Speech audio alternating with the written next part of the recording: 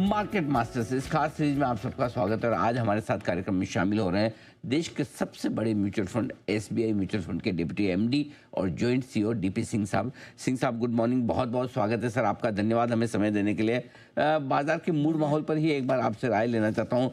बताएं sir, life high के आसपास होने के बावजूद लोगों को पोर्टफोलियो में जो मजबूती और तेजी दिखनी चाहिए वैसी मिसिंग है, क्या कहेंगे आप? नहीं, देखिए जब yes it's all time high, but वो इंडेक्स का एक लेवल पे होना और मार्केट में ब्रॉड मार्केट में मूवमेंट होना आर टू डिफरेंट थिंग्स। अभी तो इतने साल में हमारे निवेशक भी समझ गए हैं कि सिर्फ इंडेक्स के नंबर देखने से ही नहीं होता, भाई अंडरलाइन क्या होती है। क्योंकि आज की डेट में एक तरफ तो बहुत बढ़िया कंपनी, जो नई कंपनी जा रही हैं, बड़ी हाई लेवल पे उनकी जो लिस्टिंग हो रही है, अच्छे बिजनेसेस मार्केट में आ रहे हैं। Those are the all the silver linings. But at the same time market फिर भी एक ऊंची पीई पे चल रहा है, तो उसमें थोड़ा बहुत प्रॉफिट बुकिंग ये चलता रहेगा। This volatility will continue, but the bias is positive. That is very much sure that 2 दिन में अगर करेक्शन हुई तो कल थोड़ा सा रिकवरी भी देखने को मिली मिड कैप स्मॉल कैप में।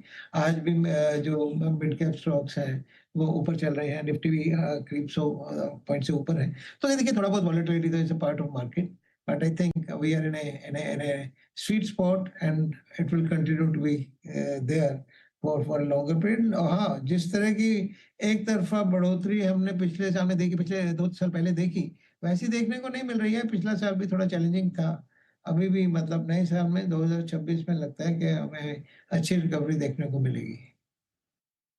ओके, तो ये आपके लिए राय बिल्कुल बाजार के लिहाज से कि जरूरी नहीं कि मार्केट लाइफ हाइपर हो तो पोर्टफोलियो भी बढ़े, लेकिन दिक्कत क्या है? क्यों आपको ऐसा लगता है कि mid cap small cap share में उतनी तेजी बन नहीं रही जितना लोग सोचते हैं या जितना लोग चाहते हैं?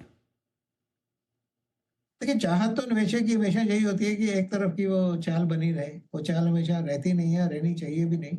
और दूसरा क्या है कि वैल्यूएशंस आपको भी मालूम है, हम सबको मालूम है कि उसमें थोड़ा-सा जो हाइटेंड तो है ही। और उसके बावजूद भी अच्छी मिड कैप कंपनी, अच्छी स्मॉल कैप कंपनी जब कहीं आती है मार्केट में, तो ज़रा मूवमेंट एक स्टॉक से दूसरी स्टॉक की तरफ भी चलता है। क्योंकि अगर आप आज की डेट में देखो, inflows in the market, inflows in the mutual funds also are subject to only SIP book. SIP book जो एक स्ट्रॉन्ग है, वही एक सिल्वर लाइनिंग है, जिसकी वजह से हमारा बाजार में अच्छी बढ़ोतरी देखने को मिल रही है। परंतु लमसम मनी आज की डेट में इस लेवल पे जितना होता था आगे, उससे बहुत कम है। नेट फ्लोज आमतौर पे आज जो एमपी के आंकड़े भी आएंगे, हम देखेंगे। परंतु ओवरऑल जो आंकड़े हैं नेट फ्लोज के, वो करीब करीब या ऐसे भी बुक के बराबर होते हैं या थोड़े कम ज्यादा होते हैं। ऐसा नहीं है कि ऐसे भी बुक से ज्यादा हमारे पास पैसा आ रहा है। तो वो एक है जो जो जो सच्चाई है मार्केट की। तो बावजूद इसके कि मार्केट बहुत ऊपर है, एंड निवेशक बहुत समझदार हो गया। अभी ऐसा नहीं है कि मार्केट ऊपर है तो और पैसा डाल दो, तो उससे उससे फर्क पड़ेगा। ओके, ये है आपके लिए। अब एक और चीज़, जिस तरह से आरबीआई की पॉलिसी आई, आपको क्या लगता है सर कि क्या और मजबूती बन सकती है भारतीय बाजारों में आगे आने वाले समय के लिए? क्या नए ट्रिगर्स रह सकते हैं, जरा वो भी समझाएं। देखिए, आरबीआई की पॉलिसी जो है ज़्यादा जो अपने डेट मार्केट में गवर्नमेंट सिक्योरिटीज वगैरह में जो रखती है। अगर आपने देखा होगा तो जिस दिन ये पॉलिसी आई, उस दिन बाजार में डेट मार्केट में भी मजबूती देखने को मिली। परंतु बिकॉज ऑफ, अभी तो चलो फेड ने भी कल 25 बेसिस पॉइंट का अपना कट दे दिया है। जो मार्केट उसके बारे में थोड़ी चिंतित थी कि क्या होने वाला है। परंतु अभी देखें तो जो 10 ईयर जी सेक रेट्स हैं, करीब-करीब वो जहाँ पे थे उससे ज़्यादा ऊपर चले गए, बजाय इसके कि नीचे आने के। पहले दिन नीचे आए, फिर ऊपर चले गए।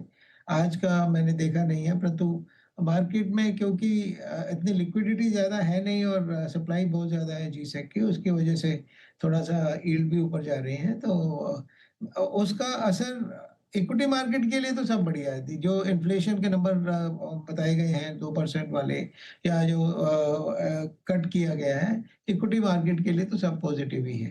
पर डेट मार्केट में थोड़ा-सा जो कहते हैं कि चैलेंजिंग पोज़ीशन है because of liquidity. I think that will also settle down. जी, पिछले कुछ महीनों से सिंह साहब, फ्लेक्सी कैप फंड काफ़ी पॉपुलर हुए हैं बाजार के बूंद माहौल को देखते हुए।